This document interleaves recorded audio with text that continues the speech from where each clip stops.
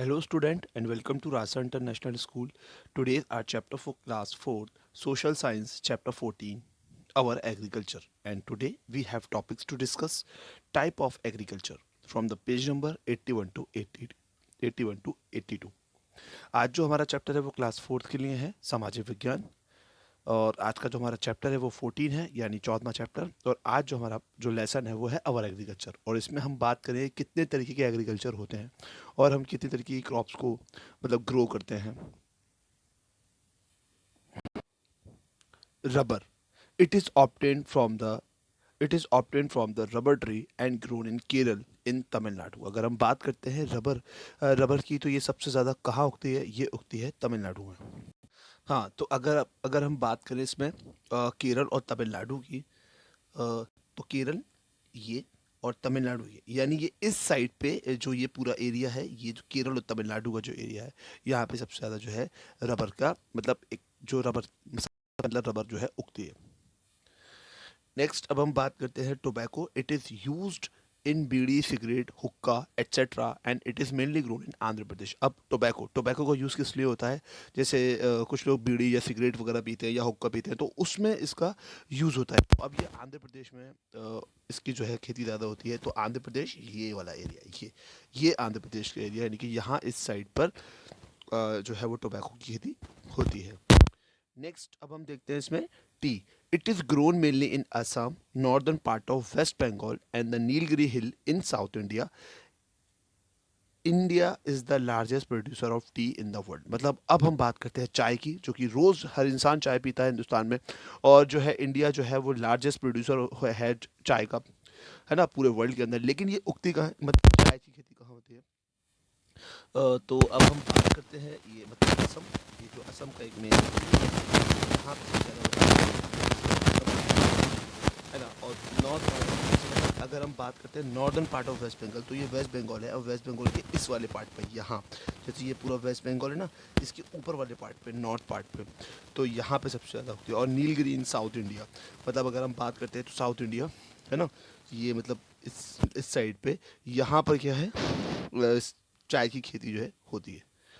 Next अब हम बात करते हैं coffee. It is mainly grown in Karnataka, Kerala and Tamil Nadu. अब कॉफ़ी कहाँ उगती है? कॉफ़ी उगती है कर्नाटक, है ना, केरल और तमिलनाडु। मतलब ये तीन जगह ऐसी हैं जहाँ पर कॉफ़ी उगती है। मतलब कॉफ़ी कर्नाटक, केरल और तमिलनाडु, मतलब ये तीन जो एक स्टेट है। अब हम बात करते हैं oil seeds. They include the ground nuts, sesame, mustard, coconut, linseed, etc. These are grown in different part of India. अब हम बात करते हैं ऑयल सीड, मतलब तेल की जो खेती होती है वो क्या होती है? Include the groundnut, sesame, mustard, coconut, linseed. मतलब सीसम मतलब तिल, मस्टर्ड मतलब सरसों, कोकोनट मतलब नारियल, लाइन सीड मतलब अलसी की बीज। ये मतलब पूरे इंडिया में, मतलब ये अलग अलग पार्ट के अंदर उगते हैं। मतलब इसका ऐसा कोई पर्टिकुलर जगह नहीं है इंडिया में कि ये फला एक एक जगह उगता है। जैसे जिस तरीके से कॉफ़ी थी, कॉफ़ी कर्नाटक, केरल और तमिलनाडु में होती है, तो ये जो ऑयल सीड है वो पूरे इंडिया में अलग अलग पार्ट्स के अंदर होती है।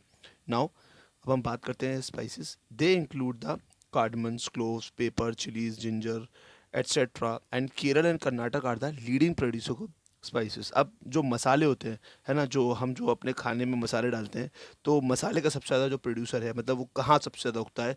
तो वो केरल और कर्नाटक, यहाँ पे सबसे ज़्यादा जो है वो मसाले उगते हैं। जैसे केरल का एरिया, कर्नाटक और केरल का एरिया, यहाँ सबसे ज़्यादा जो है मसाले उगते हैं, जो हम अपने खाने के अंदर मसाले डालते हैं, जिससे हमारे खाने जो है टेस्टी हो जाते हैं। ठीक है, ये जो है सबसे ज़्यादा जो है यहाँ सबसे ज़्यादा मतलब जो है ये पैदावार सबसे ज़्यादा है। अब हम बात करते हैं फ्रूट्स की। India is the second largest producer of fruits in the world after Brazil.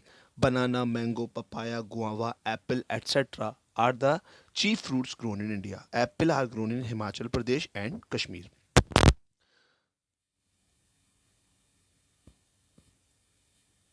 अब हम बात करते हैं इंडिया जो है वो फ्रूट्स उगाने में कितना मतलब है। इंडिया फ्रूट्स उगाने के अंदर सेकंड लार्जेस्ट कंट्री है, दुनिया की सबसे बड़ी सेकंड लार्जेस्ट कंट्री। और फर्स्ट पे कौन है?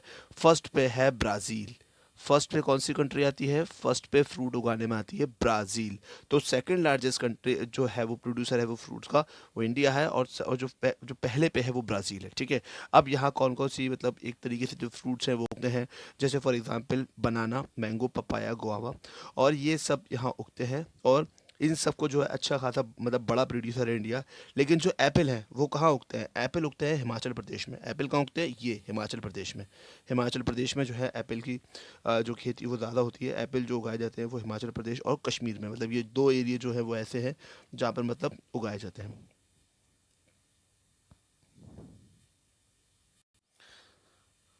अब हम बात करते हैं hurdle associated with agriculture. Some of the hurdle associated with agriculture listed below. मतलब अब हम बात करते हैं कि वो किस तरीके की परेशानियां, जो बाधा है जो एग्रीकल्चर को मतलब आगे नहीं बढ़ने देती, जो एग्रीकल्चर के लिए सबसे ज़्यादा नुकसान है।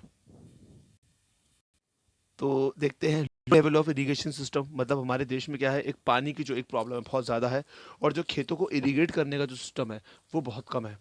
तो एक तरीके से मतलब क्या है, एक लो लेवल एग्रीकल्चर, लैंड डिग्रेडेशंस, मतलब एक तरीके से लैंड का एक प्रॉपर मैनेजमेंट नहीं है, lack of proper knowledge of crop rotation. मतलब एक क्रॉप को रोटेट जो एक होता है ना, इसके बाद हमें कौन सी खेती करनी है। कभी कभी क्या होता है, हम एक ही खेती, एक ही जगह पर एक ही खेत के ऊपर बार बार उसी चीज़ को हम करते हैं, उसी खेती को उगाए चले जाते हैं, पर ऐसा नहीं होना चाहिए। हमें क्या करना चाहिए, अगर हमने यहाँ पर एक खेती कर ली तो हम हम दूसरी बार जो है उस जगह कोई और खेती करें।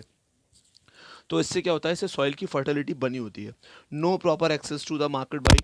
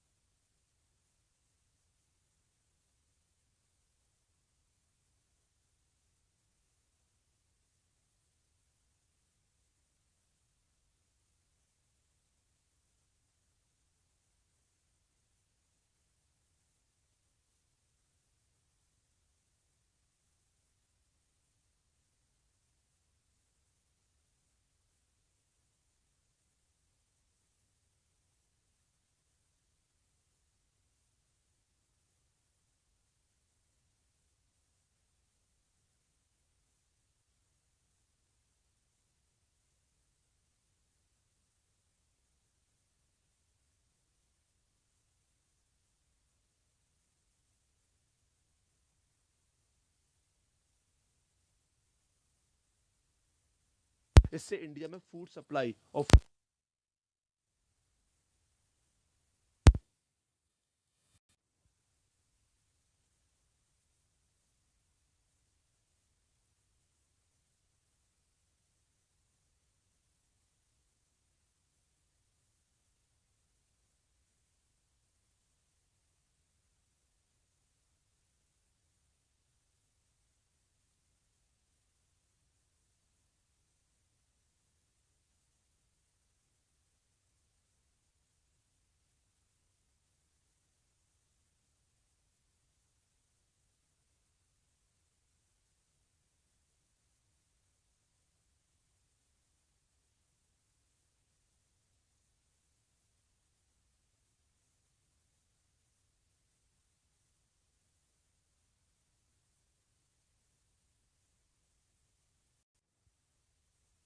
we will upload some more new topic with some new chapter. Till then, stay safe.